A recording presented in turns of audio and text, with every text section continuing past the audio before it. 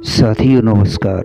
गीता ज्ञानदाता कहते हैं, प्रणाम करने से, सेवा करने से और सरलता पूर्वक प्रश्न करने से तत्वज्ञानी तुझे ज्ञान का उपदेश करेंगे। मित्रों, इस कथन का क्या अभिप्राय है? क्या ज्ञानी जन इन सब के बिना ज्ञान का उपदेश नहीं करते?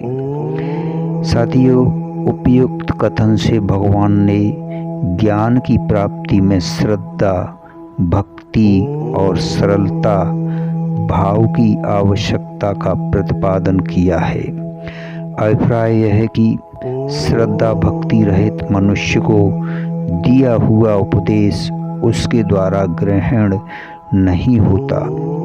इसी कारण महापुरुषों को प्रणाम, सेवा और आदर सत्कार की कोई आवश्यकता न होने पर भी अभिमान पूर्वक, उद्दंडता से, परीक्षा बुद्धि से या कपट भाव से प्रश्न करने वाले के सामने तत्वज्ञान संबंधी बातें कहने में उनकी प्रवृत्ति नहीं हुआ करती।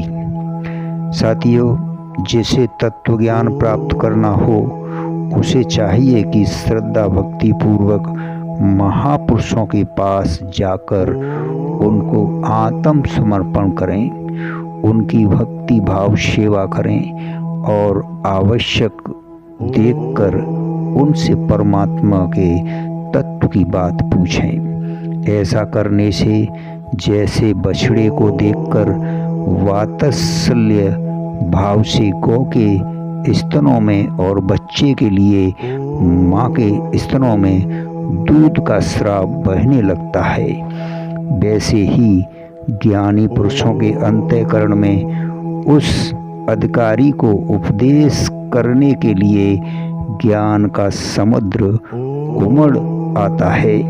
इसलिए श्रुति में कहा है कि उस तत्व ज्ञान को जानने के लिए वह जिज्ञासु साधक समझा यथाशक्ति भेंट हाथ में लिए हुए निर्भिमान होकर वेद शास्त्रों के ज्ञाता तत्वज्ञानी महात्मा पुरुष के पास जावे। मित्रों, यहाँ प्रश्न उठता है, ज्ञानीनः के साथ तत्वदर्शिनः विशेषण देने का और उसमें बहुवचन का प्रयोग का क्या भाव है? साथियों, ज्ञानीनः के साथ तत्वदर्शिनः विशेषण देकर भगवान ने यह भाव दिखलाया है कि परमात्मा के तत्व को भली भांति जानने वाले वेद वेता ज्ञानी महापुरुष ही उस तत्व ज्ञान का उपदेश दे सकते हैं, केवल शास्त्र के ज्ञाता या साधारण मनुष्य नहीं। तथा यहाँ बहुवचन का प्रयोग ज्ञानी महापुरुषों को आदर देने के लिए किया गया है, यह कहने के लिए नहीं कि तुम्हें बहुत से तत्वज्ञानी मिलकर ज्ञान का उपदेश करेंगे। धन्यवाद, शुक्रिया। अगले श्लोक में आपसे फिर मिलते हैं।